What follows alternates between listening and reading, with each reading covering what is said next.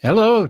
Today's live session is designed to provide insight and project and position a company for the future and create a method to deliver, refine, rewire, and create a profit on whatever profit or service offered by the organization. That's strategy and planning. Come with me into this video today. We're going to talk about 8 different processes that are included under this title or sub processes. Anyway, let's get started. I'm Voss Graham. I've been a successful entrepreneur for 36 years with over 50 years of business experience in the financial side, turnaround work, and then working with healthy companies as well as running my own organization for the 36 years. So I've had a lot of experience. I've seen just about everything from the good, the bad, and the ugly, and I can tell you the difference between these types of companies. So I want to jump right in today. We got a lot to cover. Don't want to keep you here all day. So I'm going to start by talking about something that I believe is very important for small businesses. Small businesses from 1 to 500 people need to understand a concept called the stages of growth. And particularly the CEO of the organization needs to have an understanding of all of the things that occur as you add complexity to your organization through the hiring of more and more people. As the number of people grow, the company grows, the complexity grows. And therefore, there are certain things that the CEO needs to be able to do and focus upon in each stage of the process so that they can be successful in the long term.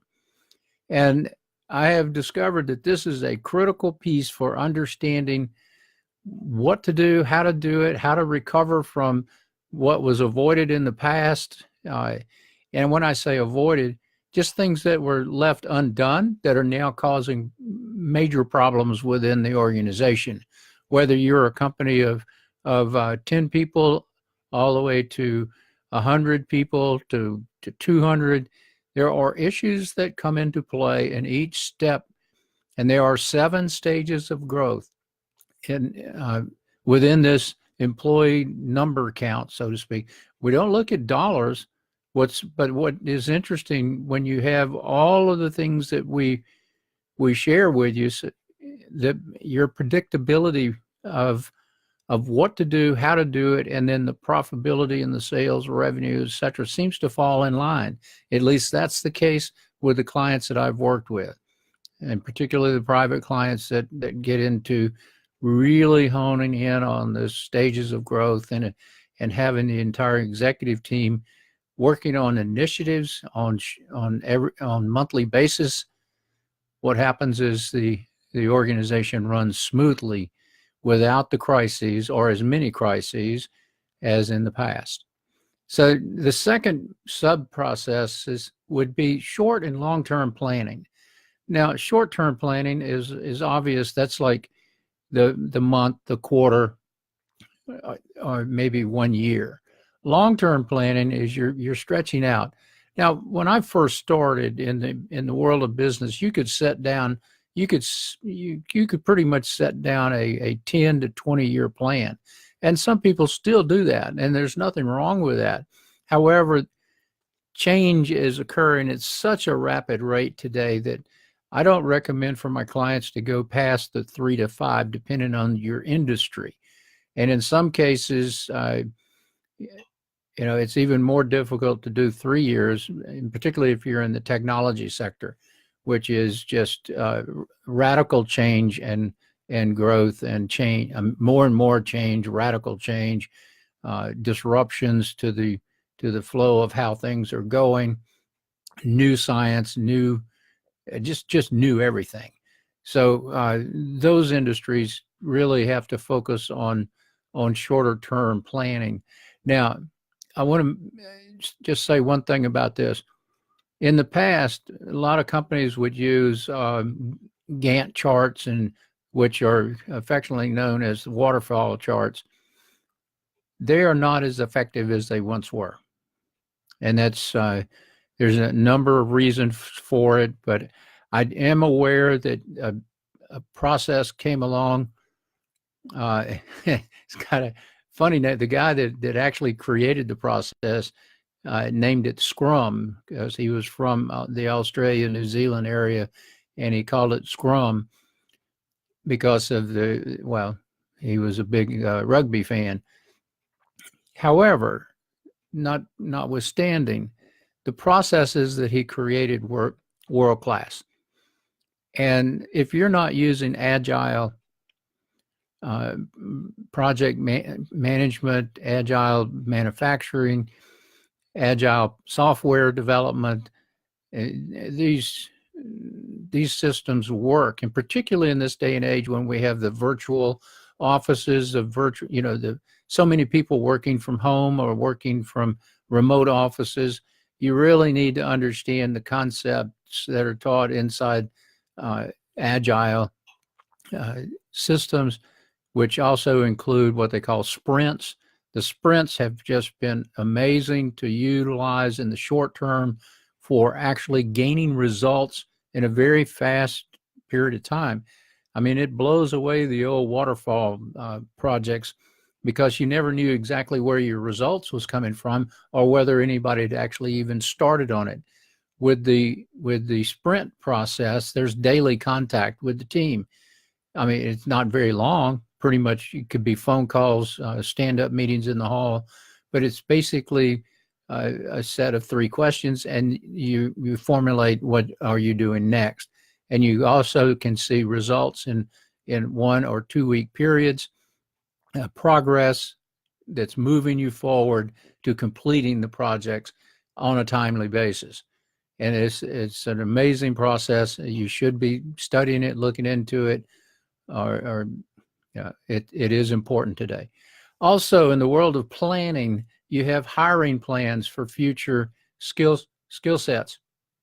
Now, as you formulate your future and you create what the future looks like for your organization, you need to have the HR team, which we spoke about 2 days ago, involved in that planning process, because they're going to be responsible for bringing on the talent and the skill sets necessary for the organization to make it to that next level, whatever that level is.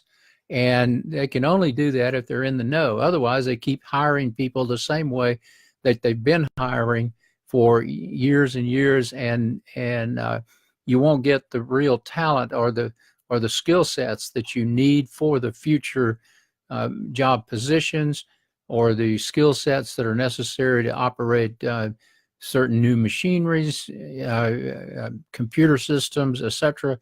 And it's just something that has to be done on a deliberate and functional basis.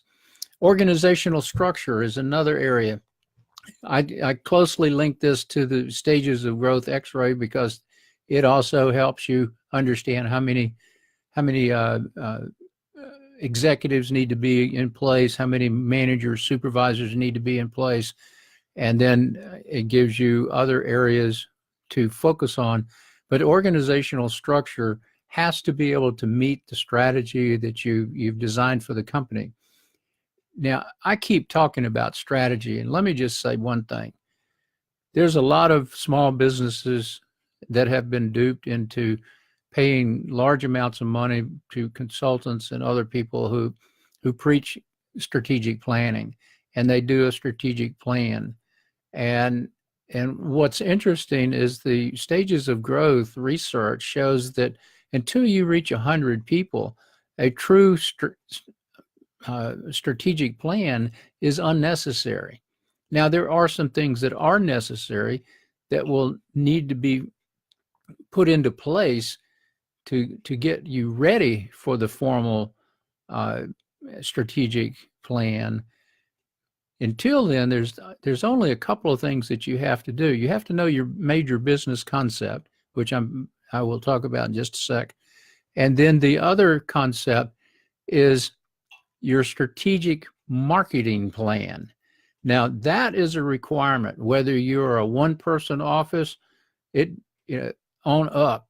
It doesn't matter. You need to have a strategic marketing plan so that you know exactly who your customers are, how to reach those customers and prospects, how to find them, how to market to them, what copy needs to be written in order to get their attention, and how to segment based on the problems that they want solved.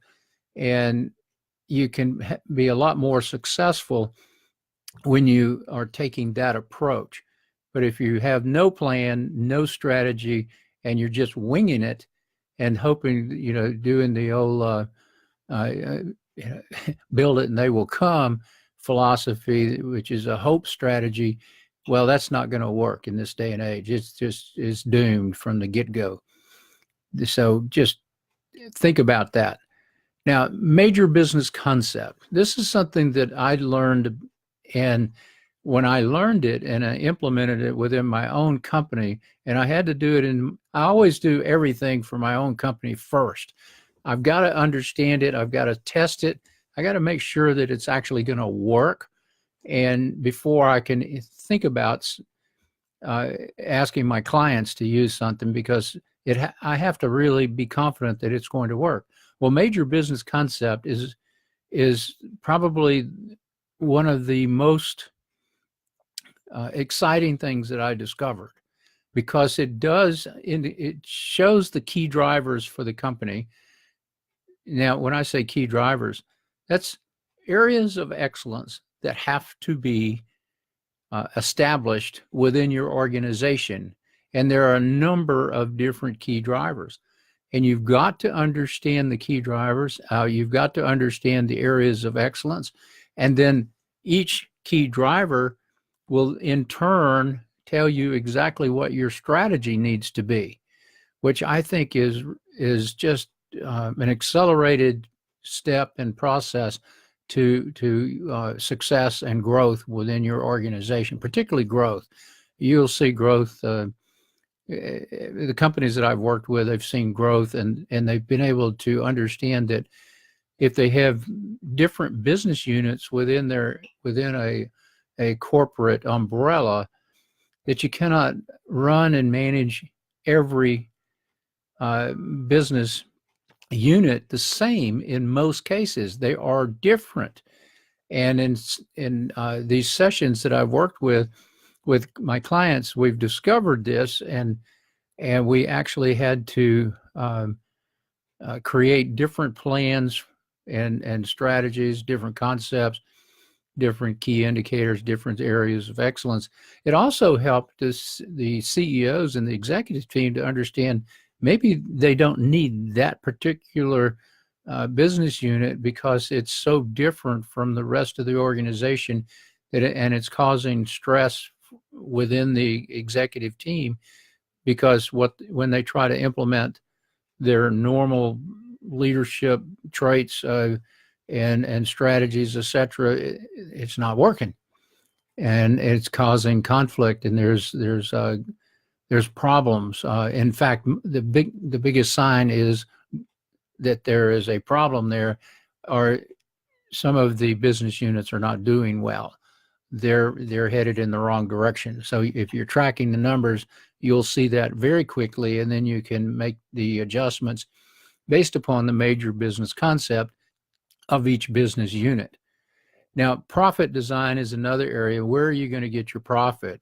And I've seen all kinds of different models for doing this, but you've got to have that strategic marketing plan in place first, which is designed to look very closely at how you charge, what you charge for products and services. Particularly those of you who are in the professional firms, you need to really understand that profitability comes from not hourly billing, but more of a project billing, value-added billing.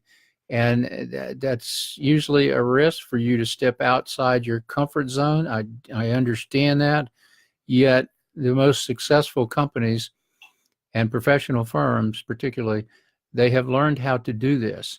And when I hear people say, well, people won't pay that, they won't pay that much for this or that, or, that's just way outside the acceptable range of dollars. Well, that's somebody thinking small, not the business being small, but the the key the key person in charge is thinking small, or a key contributor is thinking small, and that keeps the small business small, because there's no profitability, there's no organic growth and profitability to fund additional growth, additional opportunities, new product designs, etc. And it's because you are undercharging. I've seen some really cool research on the pricing effect, and one that really got me was Penny Marshall. He came out with an 80-20 rule for sales and marketing, and I mean, an outstanding book. You should read it if you're in marketing or an executive of a company, because he basically outlined that you can calculate what the market will bear, or a small percentage of the market will bear, and that's what the value-added pricing is all about. You have fewer customers, but they're bigger, they're more valuable. I know when we were moving from transactional sales into major account sales for several of our distribution companies in the past, one of the things that jumped out was the profitability of the firm shot up, because even though it appeared that they were underpricing, or really tight pricing on the products that they were selling, it was due to the volume of business that they had, and the turnover, and the velocity of things moving through with a set contract. So there were other ways to lower the operating cost, because they were not having to acquire business every time they opened their door. It was a different profit design, and that's what I'm talking about. This can be developed. Now, back to billable hours for professional firms. This is something you need to start really thinking about, because I had a mentor that early on in my career as a consultant told me that this billable hours thing is an ethical question for the consultant. And I got to thinking about that. He's so right. It's so true. Ethics, is something that we challenge sometimes, not out of greed, but just the standard operating procedure. And I know that there's some people that will drag out a process, because every hour that they spend, they get to add dollars to their contract. Well, that's an ethical question that I don't want to have to cross. Therefore, I stopped doing hourly billing after this dialogue with my mentor, and really began to look at project pricing and value-added pricing methods, because it just made a whole lot more sense. And I wasn't nickel and diming my clients. I wasn't coming back on and asking for more and more money. It was a process. It was a project to deliver, and it was my job to calculate it in the first place the right way. And I used my experience of working with companies and using the same, similar processes within others companies. I was able to really fine tune it, and basically take the risk. If I screw up, or I take too long to get it done, that's on my nickel, not the client's nickel. And most of my clients understood that, particularly the good, what I call the progressive clients. They were very tuned in to what I was talking about, mainly because they were using it also, so they understood it, and they preferred it that way, because there was no haggling every time you wanted to do something. You had more of a long-term commitment. Yet at the same time, the faster you get the results, the more profit you would make. Think about that for a minute. I like that concept, and I'm going to I challenge you to really review this from an ethics point of view if you're into billable hours. Now that again, that's more professional firms, and some service firms are doing that. You need to start thinking about that plan. And then finally, efficiency plans or contingency plans. They're very similar in what they do, yet I'm a big advocate of contingency plans. Contingencies mean that you're actually looking at scenarios that are not necessarily good situations. I know I talked about that a little bit when I was talking about facility management. You have to have contingency plans for what happens, and risk management plans for events, fires, hurricanes, tornadoes, acts of God, excessive snowfall to the point where your roof caves in on your major manufacturing plant, things of this nature. It's an act of God in one sense, but it's something that occurs. You got to have a contingency plan. And the more contingency plans you have, the smoother your operation and the more efficient you become when crises and things happen. You're able to rebound faster and restart, so to speak. And I've seen this in action where companies were able to restart very quickly and not actually miss a beat because they had plans in place. They had discussions with competitors as to how they could pick up the slack for them, and they kind of worked together that either one of them, if they had a problem, the other would help them out. And it's just it's interesting, but you've got to have it. If you don't have it, you're rolling the dice that something will never happen. And I can tell you from 50 years of experience in business, things happen, stuff happens. So just be aware of it, and then have plans to counter it. And then efficiency plans, that's sort of like what happens if. So it's another form of contingency plan, but it's like what ifs. What if this happens? What if that happens? So you kind of you actually develop a best case, worst case, normal case concepts, and then you know exactly what to do in all three settings. And there could be some others, but those are the big three. So with that, I want to thank you. Planning, strategy and planning is very important to an organization. You've got to have it, and there's all these subsystems, so to speak, that you need to be thinking about as a leader of your organization. And it goes across all the functional areas. There needs to be plans, and those plans need to be communicated throughout the organization, closely related to the purpose of why you're in business, and allow the people to figure this out so that they can make everyday decisions that are in alignment with your vision. And if you don't share that information and you don't share the goals, I know of companies that, larger companies or mid-sized companies that have strategic plans, and then they lock them up in the vault and they don't share it with anybody. It's like, duh, why did you even bother to do the plan if you're not going to communicate it throughout the organization so people will know exactly what you want to achieve? They can't help you if they don't know, if they're in the dark.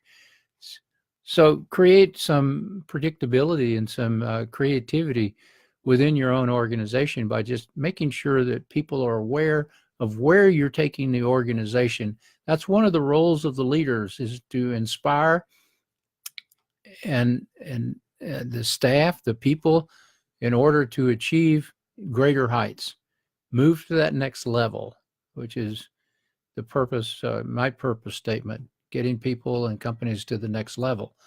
And I appreciate your time today.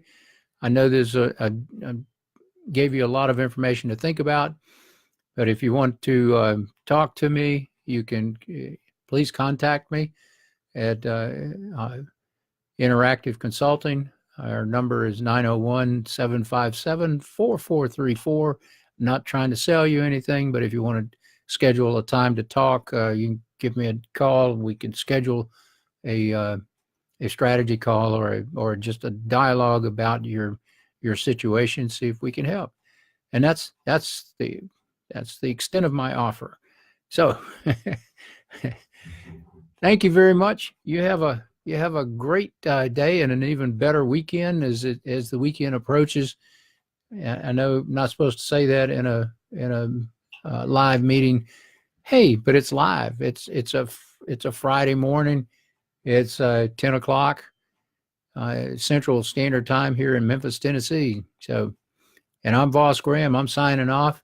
Have a great weekend.